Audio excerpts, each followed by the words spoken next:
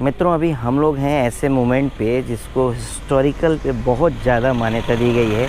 हम लोग हैं अभी झांसी पे और अभी हम लोग जाने वाले हैं रानी लक्ष्मीबाई के किले पे। और बहुत प्राउड फील हो रहा है कि अभी हम लोग यहाँ पर हैं और मेरे दोस्त बिल्कुल पोज देते हुए हैं, क्योंकि अभी हमारे संतोष भाई जो कभी भी फ़ोटो के लिए नहीं बोले थे, यहाँ पर आने के बाद पहली दफ़े बोले यार कि मेरी भी एक फ़ोटो खींच दो। तो वाकई में यार इन चीज़ों को संयोजित करके रखने की आवश्यकता है। और कहूँ तो बिल्कुल सब लोग चाहते हैं कि इसको हम लोग अपने यादों में संजो कर रखें। और आज पहली दफ़े ये किले का दीदार करने वाले हैं। फर्स्ट किला अगर देखने की शुरुआत भी कर रहे हैं तो कहाँ से कर रहे हैं? रानी झांसी के किले से, वीरांगना रानी लक्ष्मीबाई के झांसी के किले से। तो नतमस्तक हैं हम उनके अद्भुत साहस पे। और उन्होंने 1857 में जो क्रांति की थी उसे तो कोई भी इंडियन भूल भी नहीं सकता। तो चलिए अब आपको भी हम दीदार कराते हैं इस किले का, और बने रहिएगा हमारे चैनल पर। तो चलिए दोस्तों आगे चलते हैं, टिकट लेते हैं और किले में प्रवेश करते हैं। दोस्तों, इस पल को मैं आपसे किस तरीके से शेयर करूं। ये है रानी झांसी जी का किला। अद्भुत रोमांच लग रहा है यार, यहाँ पर आने से ऐसा एक प्राउड फील हो रहा है जैसे कि हर इंडियन को होता है। मैं उसको अपने शब्दों में आपको वर्णन नहीं कर पा रहा हूँ। क्या ही बोलूँ मैं इस बला की खूबसूरत इमारत के बारे में और बला की खूबसूरती, उनके साहस के बारे में, रानी झांसी के बारे में शब्द नहीं दोस्तों, क्योंकि उनकी वीरांगना गाथा को मैं अपने शब्दों में तो नहीं बयान कर सकता। इसको तो सारे भारतीय जानते हैं। तो सैल्यूट है ऐसी प्रतिभा को, नमस्कार है, वंदन है।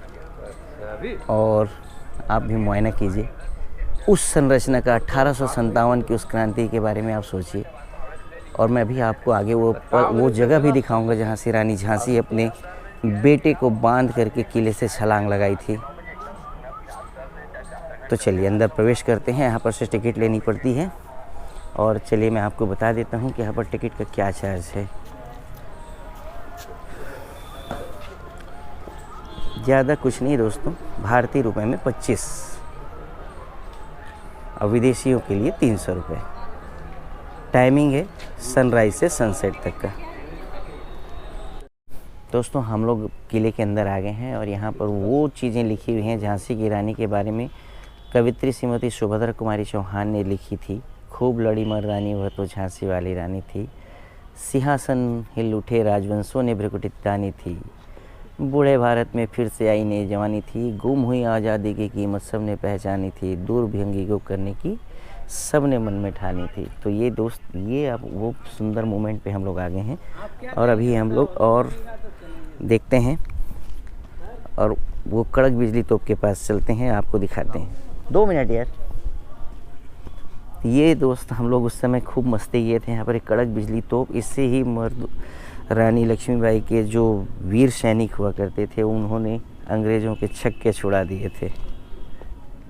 बिजली तोप, इसे मैन चलाने वाले थे गुलाम गौस खां और खुदा बख्श, जो रानी के मैन तोपची थे, जो वफादार आदमी थे। सामने एक जो नया दीवार बना हुआ है जी, ये तोप पहले उधर लगा हुआ था। अच्छा।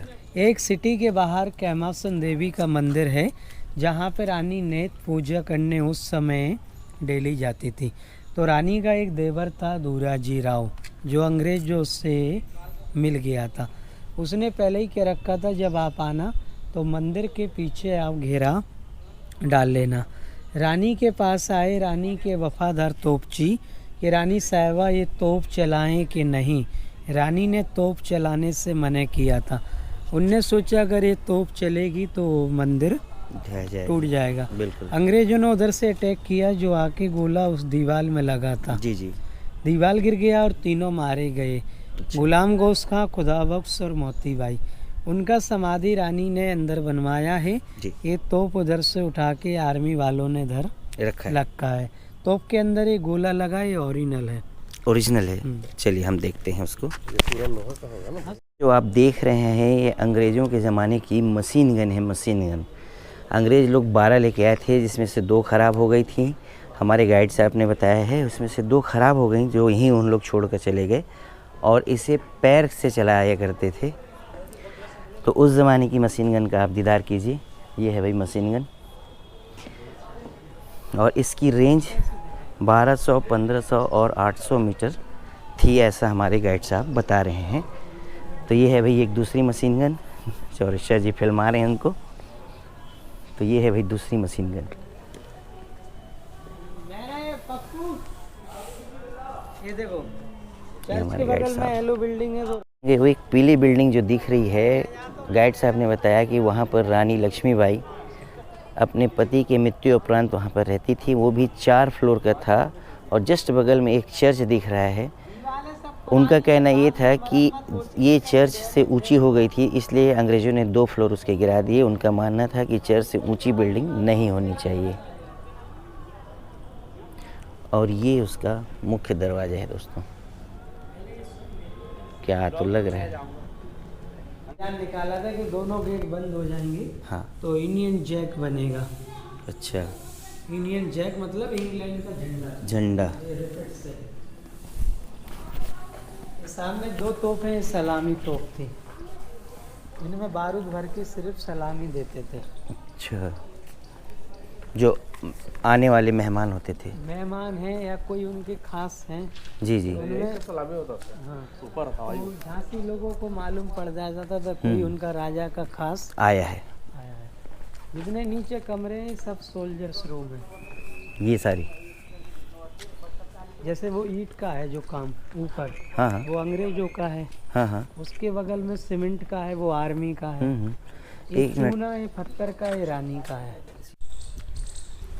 मित्रों, जो आप नीचे देख रहे हैं ये सारे रूम में रानी के सैनिक रहा करते थे, जो यहाँ पर पहरेदारी करते थे। तो ये उनका निवास था, जैसा हमारे गाइड साहब ने बताया। अब आगे की तरफ बढ़ते हैं। बाद अंग्रेजों का बताओ ना, ईंट वाला। कौन सा? ईंट वाला अंग्रेजों का। हाँ, ये जो ऊपर आप देख रहे हैं ये अंग्रेजों के द्वारा निर्माण कराया गया है। और उधर वाले सैनिक लोगों की। ये सब सैनिक, नीचे सैनिक रहा करते थे। नहीं आर्मी की। आर्मी, हाँ। मित्रों, ये जो आप देख रहे हैं बिल्डिंग, ये यहाँ पर रानी पहले रहा करती थी, उनका शीश महल था और इसे 5 फ्लोर में बनाया गया था, इसलिए पंचमहल नाम दिया गया है। अंग्रेज़ों ने सारे 4 ऊपर के फ्लोर गिरा दिए और सिर्फ रेनोवेशन करके एक ही फ्लोर बचा कर रखा है। और देख पा रहे हैं यह पंचतली भवन था जो राजा वीर सिंह जुदे द्वारा निर्मित कराया गया था। रानी लक्ष्मीबाई ने भी इस विशेष रूप से इसके भूतल का प्रयोग किया और उनके सभा कक्ष में काम आता था। प्रथम तल में एक कक्ष में रानी ठहरती थी। इस भवन का ऊपरी तल ब्रिटिश शासनकाल में बनवाया गया था। पुरातात्विक अवशेषों से यहाँ की विशिष्ट जल निकास प्रणाली के अवशेष प्रकाश में आए हैं। 1896 में निर्मित हुआ था और रानी लक्ष्मीबाई का यहाँ पर अदालत लगता था, जिसे अंग्रेज़ों ने तोड़ करके वाटर टैंक बना दिया है। तो कितना ज़्यादा नुकसान हुआ हमारे देश के लिए, देख पा रहे हैं। 13 में शादी, 19 से विधवा और 23 में लड़ते लड़ते ग्वालियर में 18 जून 1858 में वीर गति को प्राप्त हुई। कितने साल में? 23 23 ओनली। 23 13 में शादी, 19 से विधवा और 23 में वीर गति। वीरांगना। एक डलहौजी ने रूल बनाया था कि जिसका कोई वंश नहीं है जी उस पर शासन हम करेंगे। जी जी जो रानी ने बच्चा गोद लिया था उसे अंग्रेज मानने तैयार नहीं थे। जी जी। रानी का कहना था कि मैं अपनी झांसी किसी को नहीं तो बांटूंगी। 13 साल में विवाह, 19 साल में विधवा और 23 साल में वीर गति को प्राप्त हो गई थी। नीचे छलांग लगाया। हाँ, जो रानी घोड़ भागते भागते गया, इधर से जब छलांग लगाई तो रानी के घोड़े का पैर टूट गया। आगे लक्ष्मी पार्क में जाके घोड़ा शहीद हो गया। वहाँ से रानी पवन नाम का घोड़ा लेके गई कालपी से विटूर से रानी युद्ध करते आई तो रानी रास्ते में घायल हो गई। एक हाथ में चोट लगी, पैर में, और रानी के गोली भी लगी थी। जी जी। उस समय किले के बाहर नाले पड़ते थे जिसमें पानी और मगरमच्छ छोड़ते थे। ऐसा ही नाला ग्वालियर में था जी। उससे सौर रेखा बोलते थे। तो रानी का घोड़ा उस नाले में अड़ गया क्योंकि नया घोड़ा था। रानी का कहना था कि हमारे जीते जी अंग्रेज मुझे देख भी ना पाए। जी। रानी ने सोचा अब तो अंग्रेज मुझे पकड़ लेंगे, रानी एक गंगाराम साधु महासाधु रहते थे, उसी झुपड़िया में जाके रानी गिर गई। उनने उसी झुपड़िया को तोड़ के चिता बना के जला लिया। कहाँ पे? ग्वालियर में। तो रानी मतलब घायल अवस्था में थी वो। रानी 18 जून 1858 में वीर गति को प्राप्त हुई। यहाँ ऊपर झंडा फहरता है 26 जनवरी 15 अगस्त को। जी। देखो ऐसे नाले होते थे, नाला बना। जी बिल्कुल, जिसमें पानी और मगरमच्छ वो दिख छोड़ते रहा है। थे। ये पार्क वगैरह तो अभी बाद में बनाया है। हाँ ये तो बाद का निर्माण है।